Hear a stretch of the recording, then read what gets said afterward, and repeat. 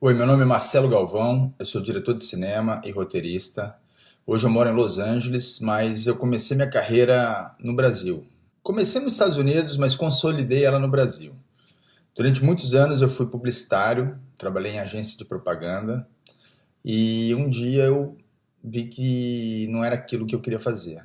Então eu resolvi pedir demissão do meu emprego. Eu fui para Nova York estudar cinema na New York Film Academy. Fiquei durante quase um ano em Nova York. E aí, no final desse ano, meu pai teve um derrame. E aí eu tive que voltar para o Brasil.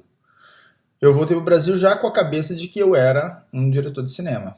Então, assim, primeiro foi um choque para as pessoas, porque eles perguntavam para mim, você vai fazer assistência para quem?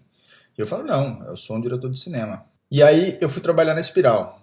Né? Eles acreditaram nesse meu discurso, nesse meu pensamento e acabaram bancando essa minha nova empreitada como diretor de cinema. Depois disso, depois da Espiral, eu fui trabalhar na TV Zero. Eu ajudei a abrir a TV Zero em São Paulo.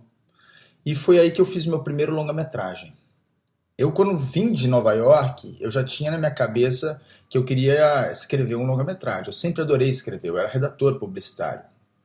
E aí eu escrevi um filme que até hoje eu nunca consegui produzir. Um filme bem louco, chamado Fábulas. Fui até na O2 apresentar, mostrar pro Fernando o roteiro. E assim, eu senti que eu achava que ia ser fácil captar. Era um filme na época orçado em 6 milhões. Eu estava acostumado a fazer comerciais de 1 milhão, 2 milhões, 30 segundos. Nesse caso era dinheiro, imagina, dinheiro de lei. O investidor, né, não precisa botar nada. O que seriam 6 milhões para um longa-metragem de 1 hora e meia, 2 horas, né? E aí eu vi que era muito difícil captar. E vi que, além de ser difícil levantar dinheiro, ainda mais quando você não é conhecido, fica mais difícil ainda. Então eu resolvi fazer meu primeiro longa-metragem. Eu escrevi o roteiro e falei, vou fazer um longa-metragem que eu consiga produzir.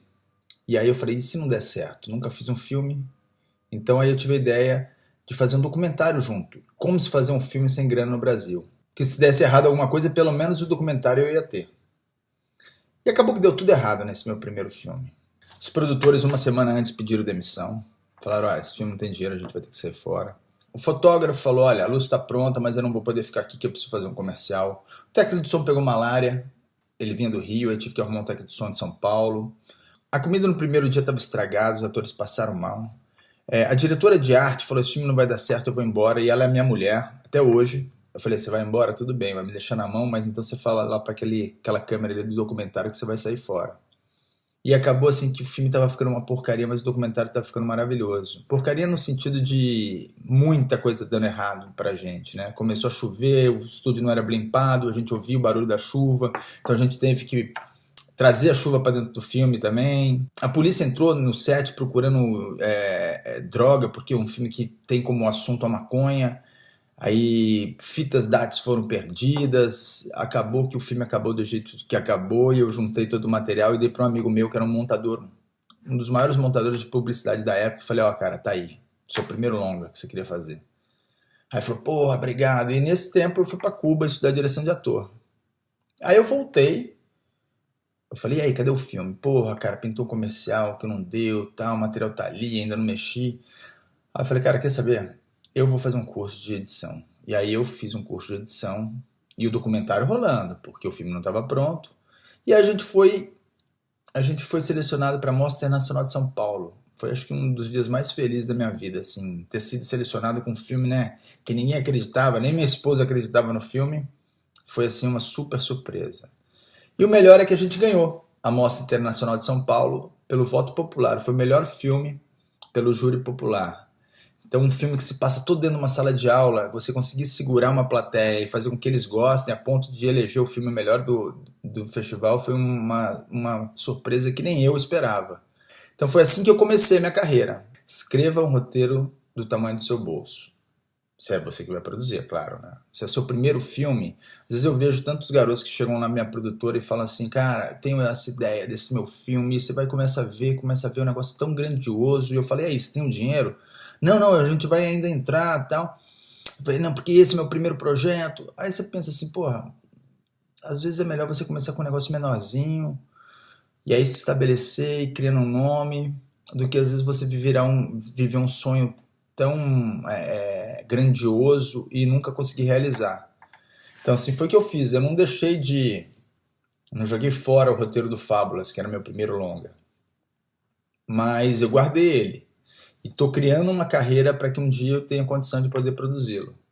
Então é isso. Hoje eu moro em Los Angeles, vivo aqui com minha família, já faz 2 anos. Estou tentando abrir o mercado aqui, né? Mas ainda continuo fazendo muita coisa para o Brasil. Agora estou escrevendo mais projetos para outras pessoas, além dos meus projetos próprios. E sempre fazendo, sempre fazendo, sempre fazendo, sempre fazendo, nunca esperando que as coisas aconteçam. Por mais que tem coisas que você tem que esperar, faça outras que não precisam. Então, assim, eu geralmente não tenho um projeto, eu tenho vários projetos, cada um numa fase. Enquanto um está esperando, o outro está produzindo outra coisa. E aí esse acho que é um pouco do segredo, assim, você tem um line-up de muitos projetos, muitas coisas, e sempre dando vida, sempre regando ali, sempre produzindo, nunca parado esperando, né? Como diria minha avó, cobra parada não come sapo. Então, assim, trabalhe, estude, faça, faça, faça, porque a vida está cheia de teóricos, mas poucos práticos, assim, dentro da área de cinema. Um grande abraço, boa sorte para todo mundo aí.